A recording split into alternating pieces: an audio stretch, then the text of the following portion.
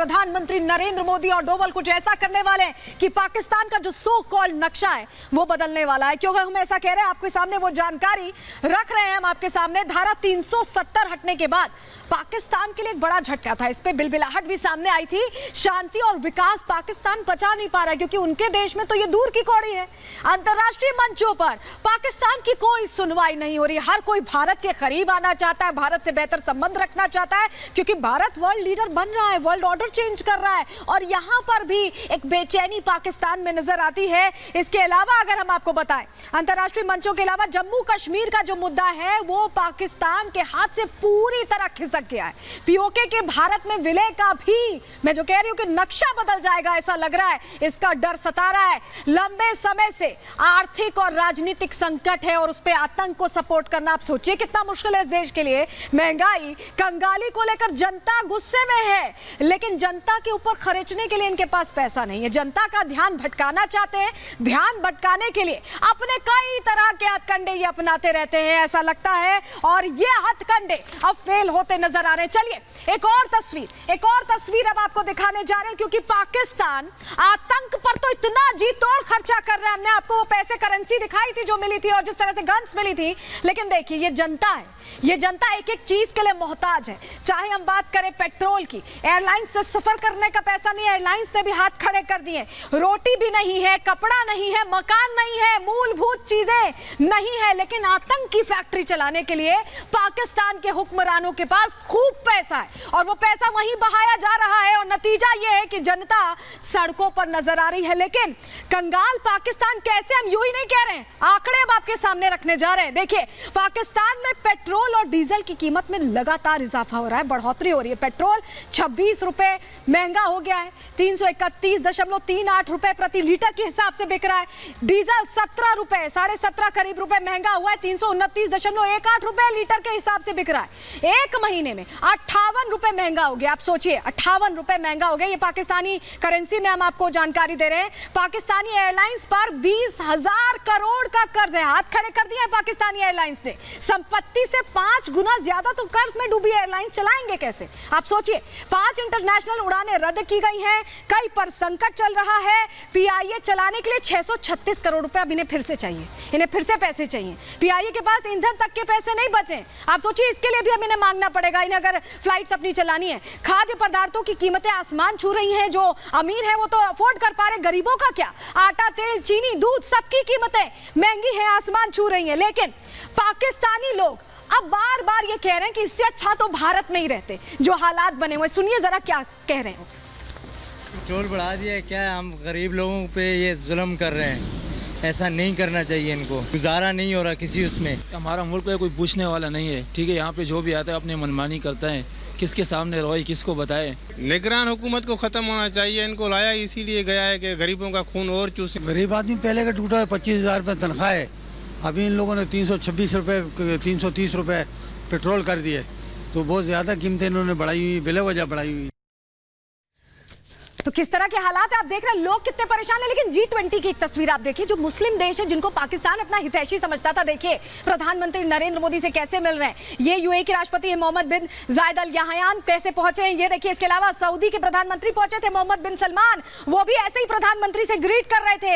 अगर मिस्र के राष्ट्रपति की बात करें तो अब्देल फतेह अल सीसी पहुंचे थे, और उसके अलावा तुर्की के राष्ट्रपति तैयब अर्दगोन पहुंचे थे। ये वो राजनेता हैं जिनके करीब होने का सपना देखता है पाकिस्तान, लेकिन करीब हो नहीं पा रहा है। और ये जो देश है अब कहीं ना कहीं खिसक कर भारत के साथ आ गए, क्योंकि भारत की जो प्रमुखता से इस वक्त वैश्विक मंच पर कहीं ना कहीं एक धमक है, उससे जुड़ना चाहते हैं। लेकिन अब हम ये ऐसा क्यों कह रहे हैं कि हुक्का पानी बंद हो गया है, जरा वो जानकारी आप समझिए। ओआईसी ने, ओआईसी यानी ऑर्गेनाइजेशन ऑफ इस्लामिक कॉर्पोरेशन, जिसमें 57 में से 48 मुस्लिम मेजॉरिटी कंट्रीज हैं, उन्होंने पाकिस्तान को अकेला छोड़ दिया है, उन्होंने किनारा कर लिया है। ओआईसी में धारा 370 पर बहस नहीं हो हो सकी, इस पर बात ही नहीं की गई। पाकिस्तान कह रहा था बात करनी है। सऊदी अरब, तुर्की ने पाकिस्तान से मुंह फेर लिया। अभी G20 में खास तस्वीरें जो हमने आपको दिखाई वो भी बता रही हैं, आतंक के खिलाफ भारत की नीति के साथ सऊदी अरब खड़ा नजर आ रहा है। भारत से व्यापार बढ़ा रहे हैं इस्लामिक देश, भारत की जो मजबूती है उससे जुड़ना चाहते हैं। ग्लोबल मंच पर आतंक को लेकर जमकर किरकिरी हो रही है पाकिस्तान की, और हमेशा होती भी रही है। लेकिन इसको भी लेकर पाकिस्तान में कोहराम मच गया, क्योंकि पाकिस्तान के जो लोग हैं वो समझ रहे हैं कि अब तो मुस्लिम देश भी हमारे नहीं। सुनिए जरा। जब यूएई ने खुद एक काम किया है, मैं समझता हूँ इसके पीछे एक पाकिस्तान की भी बहुत ज़्यादा गलती है, हमारे हुकाम की भी बहुत ज़्यादा गलती है कि उन्होंने इस तरह से पोर्ट्रे नहीं किया कश्मीर के मुद्दे को दुनिया में। कश्मीर हमेशा से पाकिस्तान का हिस्सा बना रहा है, हम चाहते हैं कि वो हिस्सा बना रहे, हमारे साथ वो जुड़ा रहे, लेकिन यकीनन हम प्रैक्टिकली ग्राउंड्स पे उनके लिए कुछ करते नहीं। अगर इस तरह की आपने जैसे यूएई की बात की कि उन्होंने कोई इस तरह का नक्शा, कोई मैप दिया है जिसमें कश्मीर को जो है वो पाकिस्तान से अलग करार दिया है, तो ये बड़ा अनफॉर्चुनेट है मेरे ख्याल से। चलिए एक और तस्वीर आपको दिखाते हैं। ये तस्वीर आपके लिए देखना बहुत जरूरी है। लोगों को आप सुन चुके हैं, लेकिन ये देखिए, यूएई ने ये जो तस्वीरें रेल कॉरिडोर की G20 में जो समझौता हुआ है उसको लेकर जारी की हैं। इसमें पीओके पूरी तरह से भारत के नक्शे में दिखाया गया है, यानी दुनिया ये मानती है, समझती है कि पीओके भारत का हिस्सा है। और ये तस्वीरें वो बात कहती हैं जो पाकिस्तान सुनना नहीं चाहता, लेकिन दुनिया सुनती है और समझती है। लेकिन यूएई का जो क्लियर मैसेज है उसकी डिटेल जरा हम आपके सामने रख देते हैं जल्दी से। वो जानकारी आपके लिए बहुत अहम है, क्योंकि यूएई ने जो कहा है वो सुनिए और समझिए। चलिए आपके सामने वो जानकारी रख रहे हैं। यूएई की ओर से पाकिस्तान को बड़ा झटका लग गया है। जो हमने आपको दिखाई तस्वीर अभी, वो अपने आप में बहुत कुछ कहती है, लेकिन आप समझें, यूएई ने क्लियर मैसेज दे दिया है कि हिंदुस्तान का ही पीओके है, और दुनिया ये समझ रही है, सुन रही है, सिर्फ पाकिस्तान कान बंद किए बैठा है। यूएई का क्लियर मैसेज ये सामने आ गया है G20 समिट के बाद एक वीडियो जिसमें जारी किया गया, और ये कहा गया साफ तौर पर कि नक्शे में पीओके भारत का हिस्सा है। यानी यूएई मुस्लिम देश, जो सहयोगी देश था, इस्लामिक कंट्री है, वो भी मानता है। और यूएई के रुख से पाकिस्तान के होश फाख्ता हो गए, नींद उड़ गई है। और ये जो खींच है ये कोई नई नहीं है, लेकिन आप समझिए ये पहली बार नहीं है जब जम्मू कश्मीर में इस तरह की आतंक की तस्वीरें सामने आई। अब आपके इसके पीछे आपको समझना होगा कि पाकिस्तान बार बार क्यों खींच उठता है। ये बौखलाहट, ये बेचैनी दरअसल भारत के बढ़ते कद की वजह से, G20 की सफलता की वजह से, प्रधानमंत्री नरेंद्र मोदी के वैश्विक लीडर बनने की वजह से। जरा रिपोर्ट में देखिए और समझिए।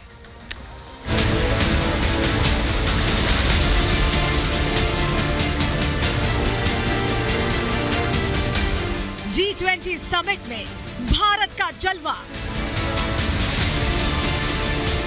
आतंक के पनाहगार से इस्लामिक मुल्कों का किनारा और हिंदुस्तान का बढ़ता कद। हमारी तो औकात ही है, वो लोग यहाँ पे मैच खेलने आपके पास नहीं आए, हमें तो शर्म से डूब मरना चाहिए। अब तो खलीज तक में वीजा मिलना मुश्किल हो गया है पाकिस्तान के लिए। धारा 370 हटने के बाद कश्मीर में अमन शांति, कंगाल देश में रोटी के लिए छिड़ी जंग, दुनिया में गिरती सा और गृह युद्ध के हालात। आतंक के पनाहगार पाकिस्तान को भारत की तरक्की पच नहीं रही, न ही वो अपने देश में बिगड़े हालात संभाल पा रहा है। बुनियादी जरूरतों को लेकर आवाम सड़कों पर उतर आई है। पीओके में आजादी की आवाज बुलंद हो रही है। नेताओं को डर सताने लगा है पीओके हाथ से जाने का। पड़ोसी देश के नेताओं को समझ नहीं आ रहा कि वो जनता के बीच क्या मुंह लेकर जाएं, क्योंकि भूखी आवाम रोटी मांग रही है, 70 साल के भ्रष्टाचार का हिसाब मांग रही है। टोल बढ़ा दिया है क्या? हम गरीब लोगों पे ये जुल्म कर रहे हैं, ऐसा नहीं करना चाहिए इनको। ऐसे में पाक आर्मी और नेता लोगों का ध्यान भटकाने के लिए अलग अलग हथकंडे अपना रहे हैं। हाथ से जा चुके कश्मीर मुद्दे को आतंकियों के दम पर हवा देने की कोशिश में जुटे हैं। अमन में खलल डालकर सियासी रोटी सेकने की कोशिश हो रही है। कंगाल पाकिस्तान के पास अपनी आवाम को देने के लिए भले ही रोटी, कपड़ा और मकान ना हो, लेकिन आतंकवाद पर खर्च करने के लिए बहुत कुछ है। और शायद यही वजह है कि पाकिस्तान परस्त आतंकवादी गाहे बगाहे भारत में घुसकर यहाँ की शांति और अमन में जहर घोलने का प्रयास करते रहते हैं। लेकिन हमारी सेना अपनी मुस्तैदी के साथ उनको मुंहतोड़ जवाब देती है। जिस देश में लोगों के पास खाने को दाने नहीं है, वहाँ की सरकार और आर्मी आतंकियों पर जमकर पैसा लुटा रही है। इसके पीछे मकसद है चुनाव से पहले नया मुद्दा तैयार करना। पाकिस्तान के नेता चाहते हैं कि जनता भूख, बेरोजगारी, बिजली पानी को भूल जाए। विकास की बात तो चुनाव में ना ही करे तो बेहतर है। इसके लिए झूठे मुद्दे गढ़ने का काम किया जा रहा है। Bureau report, Republic Bharat. तो पाकिस्तान कैसे घिर गया, कैसे चारों खाने चित हो गया है प्रधानमंत्री नरेंद्र मोदी की कूटनीति के आगे, वो जानकारी अब जल्दी से ग्राफिक्स के जरिए आपके सामने रख रहे हैं। समझिए जरा, मोदी की कूटनीति से पाकिस्तान की ग्लोबल घेरेबंदी हो गई है, पूरी तरह से फंस गया है। कोई देश पाकिस्तान को कर्ज नहीं देना चाहता। आतंक की धरती के तौर पर अब दुनिया भर में पाकिस्तान की पहचान है। पुराने दोस्तों ने भी किनारा कर लिया है, पाकिस्तान से मुंह फेर लिया है। एक एक पैसे के लिए मोहताज हो गया अब जिन्ना का देश। इस्लामिक देशों का भी भारत की ओर झुकाव देखने को मिला है। और एक और जानकारी, खाने को दाना नहीं है और पाकिस्तान एटम बम बना रहा है। जरा वो जानकारी भी हम आपको दे देते हैं। दुनिया के भारी कर्ज के तले पाकिस्तान दबा है, ये किसी से छिपा नहीं है।